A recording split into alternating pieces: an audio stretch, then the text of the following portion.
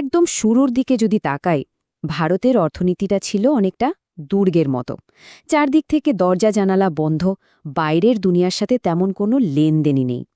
অথচ দেখুন, আজ সেই ভারতই বিশ্বের অন্যতম দ্রুতগতির অর্থনীতি। তো এই অবিশ্বাস্য পরিবর্তনটা কিভাবে হলো?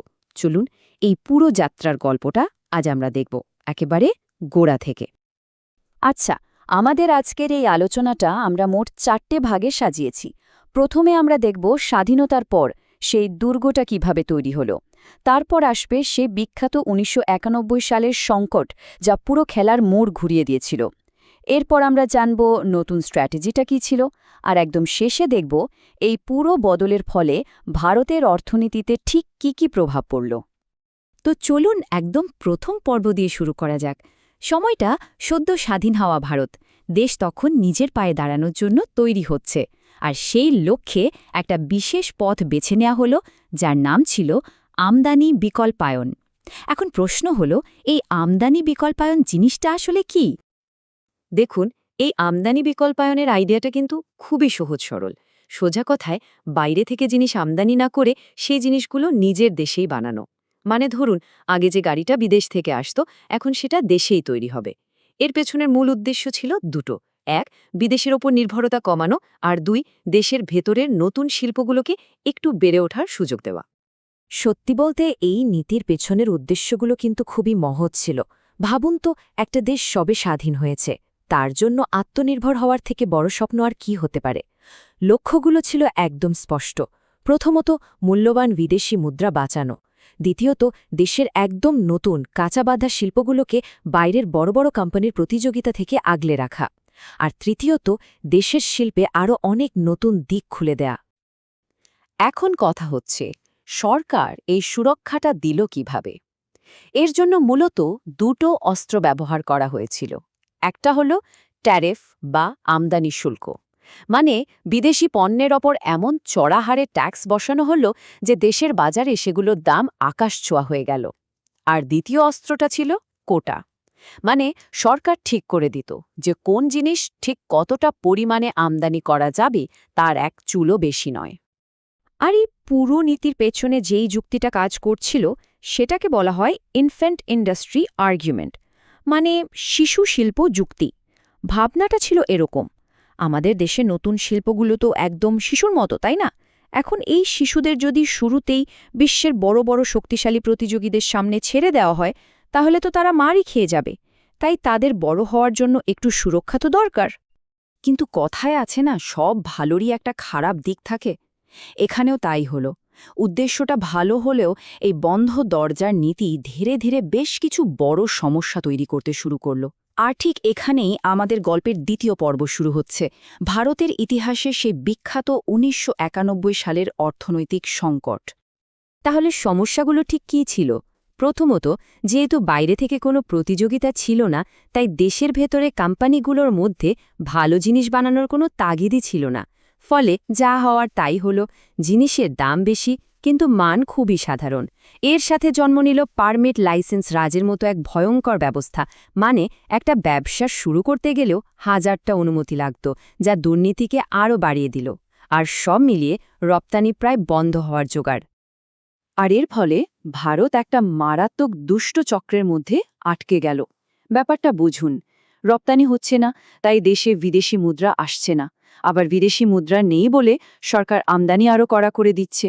আর আমদানি বন্ধ হয়ে যাওয়ায় দেশের শিল্পগুলো প্রয়োজনীয় যন্ত্রপাতি বা কাঁচামাল পাচ্ছে না। ফলে অর্থনীতি আরও ঝিমিয়ে পড়ছে। কি সাংঘাতিক একটা চক্র, তাই না? এই সংকটটা একেবারে চরমে পৌঁছল ৮০ দশকের শেষের দিকে। একদিকে সরকারের আয় ব্যয়ের মধ্যে বিশাল ফারাক, ঋণের বোঝা বেড়েই চলেছে। তার ওপর ঠিক সেই সময়েই ১৯৯০ সালে উপসাগরীয় যুদ্ধের কারণে আন্তর্জাতিক বাজারে তেলের দাম গেল বেড়ে। আর দেশের ভেতরেও রাজনৈতিক অস্থিরতা চরমে। মানে সব মিলিয়ে একটা বিপর্যয় তৈরি হওয়ার জন্য যা যা দরকার, সবই তখন উপস্থিত। এই সংখ্যাটা একবার দেখুন, ৭.৮%। এটা ছিল দেশের জিডিপির তুলনায় সরকারের রাজস্ব ঘাটতি। সহজ করে বললে, সরকার যদি ১০০ টাকা আয় করত, তাহলে খরচ করত প্রায় ১০৮ টাকা। এই বিশাল ফারাকটাই কিন্তু অর্থনীতিকে একেবারে খাদের কিনারায় ঠেলে নিয়ে যাচ্ছিল। কিন্তু এর পরের সংখ্যাটা আরও চমকে দেবার মতো। মাত্র ২ সপ্তাহ, হ্যাঁ ঠিকই শুনছেন, ১৯৯১ সালের মাঝামাঝি সময়ে ভারতের হাতে এত কম বিদেশি মুদ্রা ছিল যে তা দিয়ে মাত্র ২ সপ্তাহের জরুরি আমদানি চালানো যেত। মানে দেশ দেউলিয়া হয়ে যাওয়ার থেকে মাত্র কয়েক কদম দূরে দাঁড়িয়েছিল। এই রকম একটা দেয়ালে পিঠ ঠেকে যাওয়া অবস্থায়ই ভারতকে বাধ্য করল তার এতদিনের অর্থনৈতিক দর্শনটা আমূল বদলে ফেলতে।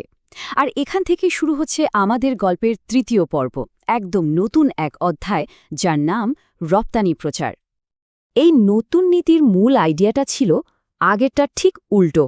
আগে যেমন আমরা দরজা বন্ধ করে রেখেছিলাম, এখন লক্ষ্য হল দরজা খুলে দিয়ে যতটা সম্ভব জিনিস বিদেশে বিক্রি করা, অর্থাৎ রপ্তানি বাড়ানো। সরকার তখন রপ্তানিকারকদের সব ধরনের সুযোগ সুবিধা দিতে শুরু করল, যাতে তারা বিদেশের বাজার থেকে মূল্যবান বিদেশি মুদ্রা আয় করে আনতে পারে। আর এরপর নেওয়া হলো একটার পর একটা ঐতিহাসিক সিদ্ধান্ত। কি করা হলো? আমদানি শুল্ক নাটকীয়ভাবে কমানো হলো। ভারতীয় টাকার দাম কমানো হলো, যাতে বিদেশি ক্রেতাদের কাছে আমাদের জিনিসগুলো আরও সস্তা মনে হয়। সেই কুখ্যাত লাইসেন্স রাজ প্রায় তুলে দেয়া হলো, যাতে ব্যবসা করা সহজ হয়। আর সবথেকে বড় কথা, বিদেশি কোম্পানিদের জন্য ভারতের দরজা খুলে দেয়া হলো। এই পুরো প্যাকেজটাকেই আমরা এলপিজি রিফর্মস বা সংস্কার বলে জানি। তো এত বড় একটা পরিবর্তনের পর ফল কি দাঁড়ালো? চলুন এবার আমাদের শেষ পর্বে কিছু ডেটা দিয়ে পুরো বিষয়টা খতিয়ে দেখা যাক। ফলাফল ছিল এক কথায় চোখ ধাঁধানো। দেখুন, ১৯৯১ সালের আগে ভারতের মোট অর্থনীতিতে আন্তর্জাতিক বাণিজ্যের হিস্সা ছিল মাত্র ১৪%, আর সংস্কারের পর ২০১৩-১৪ সাল নাগাদ সেই সংখ্যাটা লাফিয়ে গিয়ে দাঁড়ায় প্রায় ৪২%। ভাবা যায় একটা দেশের অর্থনীতির জন্য এটা কত বড় একটা লাফ। আর রপ্তানি, সেটা তো আরও অবিশ্বাস্য, প্রায় ৩০ গুণ বৃদ্ধি। যেখানে ১৯৮৪-৮৫ সালে আমাদের রপ্তানি ছিল মাত্র $৯.৯ বিলিয়ন, ২০১৩-১৪ সালে সেটা বেড়ে দাঁড়ায় $৩১৪ বিলিয়ন বেশি। এই সংখ্যাগুলোই বলে দেয় পরিবর্তনটা কতটা বিশাল ছিল। এই টেবিলটা দেখলে বিষয়টা আরও পরিষ্কার হবে। আগে দেখুন, আমাদের সবচেয়ে বড় বাণিজ্য পার্টনার ছিল সোভিয়েত ইউনিয়ন, আর এখন হলো আমেরিকা। আগে আমরা মূলত টেক্সটাইল বা কৃষি পণ্য রপ্তানি করতাম, আর এখন আমরা manufactured goods, IT service, petroleum products এই সব পাঠাই। আমদানি ক্ষেত্রেও দেখুন অনেক পরিবর্তন এসেছে, মানে আমাদের বাণিজ্যের পুরো চরিত্রটাই বদলে গেছে। আজকের ভারতে আমাদের রপ্তানি সিংহভাগ প্রায় ৫৫% আসে উৎপাদিত পণ্য থেকে, আর প্রায় ২০% আসে পরিষেবা বা সার্ভিস সেক্টর থেকে, যার মধ্যে আইটি সেক্টর অন্যতম। এর মানে হলো আমরা এখন আর শুধু কাঁচামাল রপ্তানি করি না, বরং আমরা এখন এমন জিনিস তৈরি করি এবং এমন পরিষেবা দিই যার মূল্য অনেক বেশি। ভারত এখন বিশ্বের বাজারে এক গুরুত্বপূর্ণ শক্তি। তাহলে ভারতের এই পুরো যাত্রা, মানে একটা বন্ধ দুর্গ থেকে বেরিয়ে এসে বিশ্বমঞ্চে জায়গা করে নেয়ার এই গল্পটা আমাদের ঠিক কী শেখায়? কিভাবে একটা দেশ একদিকে আত্মনির্ভরতার স্বপ্ন দেখবে, আবার অন্যদিকে বিশ্বের সাথে তাল মিলিয়ে চলার বাস্তবতাকে সামলাবে? এই দুয়ের মধ্যে ভারসাম্য রক্ষা করাটা হয়তো সবচেয়ে বড় চ্যালেঞ্জ। এটা সত্যি একটা বড় প্রশ্ন, যা নিয়ে আমাদের সবাইকে ভাবতে হবে।